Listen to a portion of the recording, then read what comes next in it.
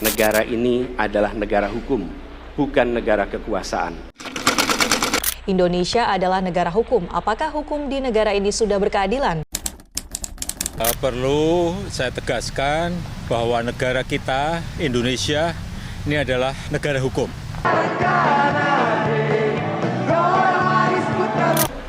Dalam Undang-Undang Dasar 45 bahwa Republik Indonesia adalah negara hukum. Di negara kita ini negara hukum. Ya. Jadi siapa yang melanggar hukum itu harus dipidana. Jadi jangankan dokter, hakim aja kalau salah itu harus dihukum.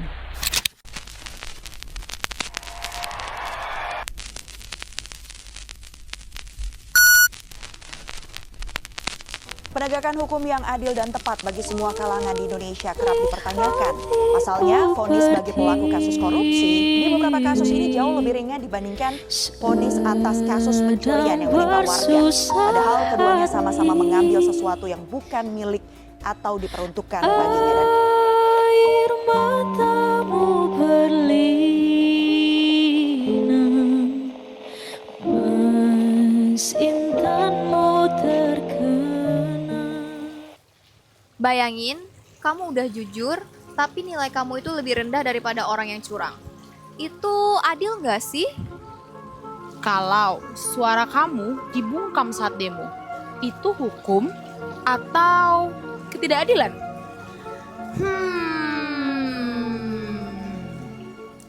Halo teman-teman!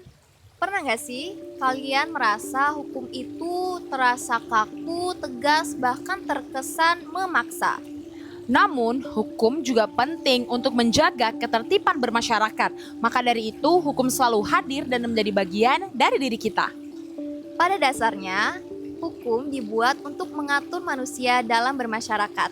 Ia memang terkesan sedikit memaksa, dan apabila ada manusia yang melanggar peraturan tersebut akan diberikan sanksi. Namun, tujuannya bukan hanya sekedar untuk menghukum, tetapi juga untuk menciptakan keamanan, kenyamanan, dan keadilan bagi kita semua. Hal ini sejalan dengan ungkapan Homo homini lupus, yang artinya manusia bisa menjadi serigala bagi manusia lainnya. Namun, mengapa sih hukum itu penting? Karena setiap manusia punya keinginan dan kepentingan yang berbeda-beda. Maka dari itu, hal ini seringkali memicu timbulnya konflik. Tanpa hukum, konflik akan sangat sulit sekali diatasi. Maka dari itu, hukum hadir sebagai alat atau instrumen untuk mengatur dan menjaga keseimbangan manusia dalam bermasyarakat. Dan hal ini pula sesuai dengan yang dikatakan oleh Cicero, yaitu ubi societas ibi ius, yang berarti di mana ada masyarakat, di situ ada hukum. Namun, tidak semua hukum yang ditegakkan selalu terasa adil. Nah, disinilah muncul pertanyaan pentingnya, bagaimana sih penegakan hukum yang benar-benar berkeadilan? Sebagai mahasiswa, kita sering dihadapkan pada situasi nyata terkait dengan hukum dan juga keadilan. Seperti kasus plagiarisme, aksi demonstrasi, hingga penilaian yang adil dalam dunia akademik. Dari contoh-contoh ini, kita dapat melihat bagaimana hukum dapat ditegakkan secara adil dan tidak diskriminatif. Sebelum itu, perkenalkan. Hai semuanya, nama saya Cahaya Dian Pramana. Saya Hilyati Rahma Mawaddah. Saya Naila Rizka Zulfasya. Saya Dola Alfreda Putri Nababan. Saya Nadinda Amira Harti.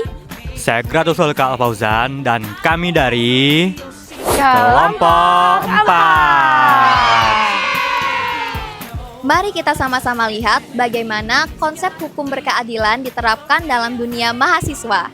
Dan apakah hukum sudah benar-benar ditegakkan dengan sebagaimana mestinya? Selamat menyaksikan! Deadline tugas sebentar lagi. Gimana ya? Aha.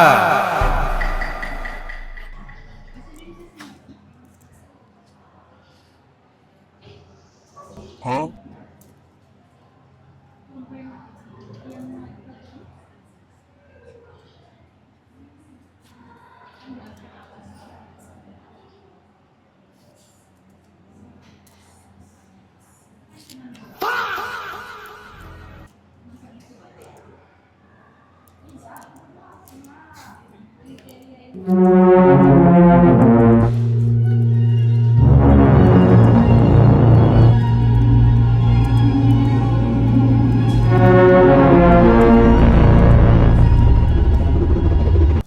Gampang kan? Cuma dot tombol aja, tugas semester selesai. Tinggal ganti nama penulisnya pakai nama kita aja. Tunggu dulu. Kebijakan kampus gak semudah itu. Dengan kamu mengganti nama penulis, maka kamu melanggar Kemendikbudristek nomor 39 tahun 2021. Sanksinya apa? Sanksinya bukan hanya kamu akan mendapatkan nilai E, tetapi integritas kamu sebagai mahasiswa. Menjadi mahasiswa yang adil dimulai dari kejujuran. Caranya yaitu masukkan nama penulis dan gunakan sitasi yang benar. Itu baru namanya kita menjaga atau kita menaati hukum yang berlaku di Indonesia.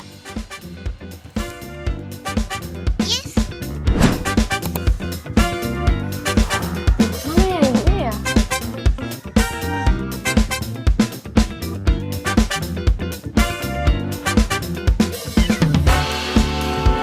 Alhamdulillah. Permisi Bu, ya saya Nadinda dari Pendidikan Bahasa Inggris, izin bertanya tentang nilai, apakah boleh? Boleh, silakan. Oke, ini Bu, saya ingin bertanya, kan saya sudah sering masuk di kelas Ibu, nggak pernah bolos, terus nilai kami juga oke aja, tapi kenapa di nilai akhir kami jelek ya Ibu? Ya, terus ini ada kesalahan, yang mana? Di bagian yang ini Bu. Ini ya. sudah sesuai yang disuruh oleh dosen pengajar? Iya Bu, sudah sesuai. Baik, nanti saya lihat ke dalam rubrik penilaiannya apakah sudah sesuai atau tidak. Jika ada kesalahan dari tim kami, akan dihubungi lagi. Ya, Ami? Oke, baik Ibu. Terima kasih banyak Ibu. Oke. Lain kali gak usah ragu ya untuk konfirmasi. Baik Ibu. Nah, itu dia salah satu contoh penerapan nilai adil dalam kehidupan mahasiswa. Tentunya setiap mahasiswa memiliki potensi yang berbeda-beda. Karena itu keadilan bukan untuk menyamaratakan semua potensi, tetapi memberikan nilai yang adil dan sesuai dengan kebutuhan masing-masing. Dalam Undang-Undang Dasar 1945 dalam pasal 28D ayat 1 menyatakan bahwa setiap orang berhak memiliki jaminan dan pengakuan dan nilai hukum yang adil. Tentunya itu berlaku juga untuk mahasiswa dalam lingkungan non-akademik maupun akademik. Dengan menjunjung nilai keadilan, kita dapat menciptakan lingkungan yang inklusif dan bermartabat. Terima kasih Ibu sebelumnya Ibu. Ya, sama-sama. Ibu, ready.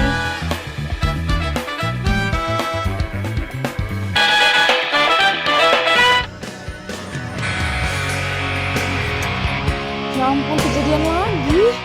Astaga, mau sampai kapan nih kayak gini? Gak bisa nih, harus ngabarin sini. Aduh, kok mereka gak balas ini telepon Bella. Halo, Ila. Halo Dol, kenapa? Kamu udah lihat gak video yang aku kirim barusan? Udah parah sih, itu nggak bisa dibiarin memang. Terus menurut kamu apa rencana kita selanjutnya? Kita harus turun ke jalanan, kita gak bisa biarin kayak gitu, harus kita bantai-bantai, kita kasih paham orang tuh semua. Kayak mana, setuju dak? Setuju banget gua. Syaratkan lokasi. Aduh, yang ini gimana Kak? Iya, kamu sakit ya, Mia? Iya, masih. Tahu dak. Apa? Parah. Emang Kita harus bersuara sih ini. Demo dak? Boleh lah, Ayo gas. Ambil. Ayo, aman. Yuk.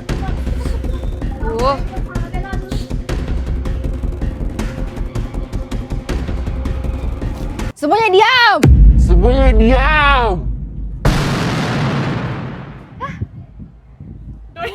Siapa tuh?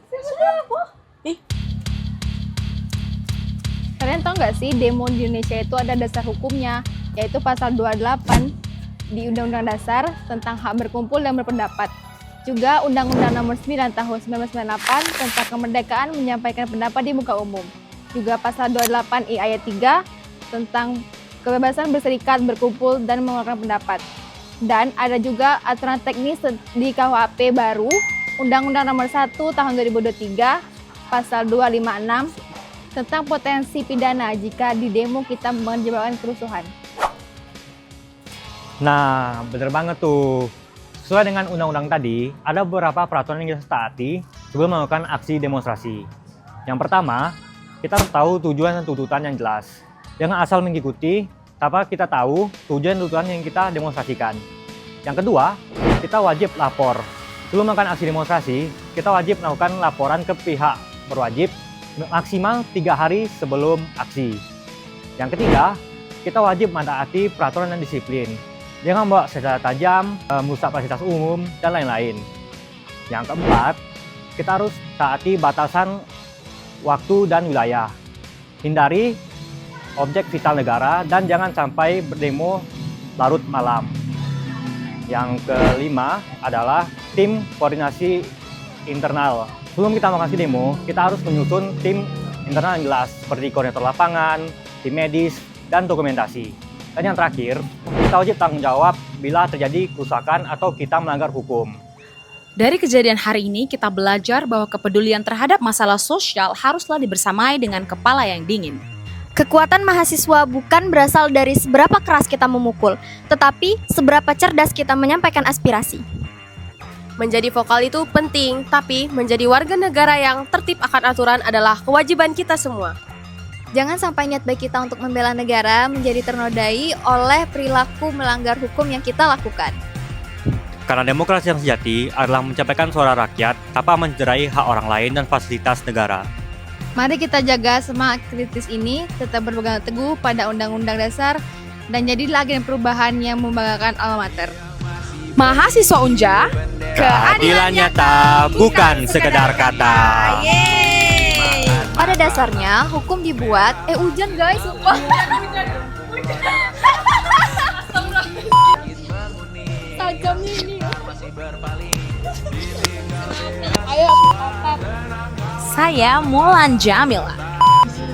Dah, ini kita harus serius nih. Ini kita harus sekarang di depan FPIP kita bantain yang semuanya. Kenapa? Semuanya diam. Semuanya diam.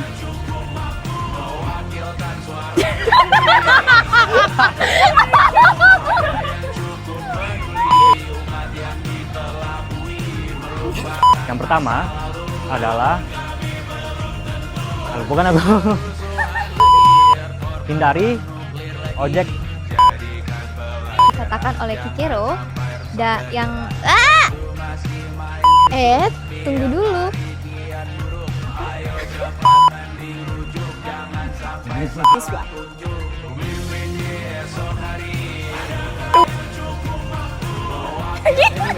Pun akademik.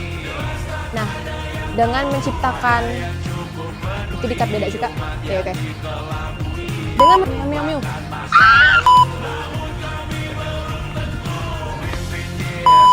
Behind the scene. Hello, dear gentle reader.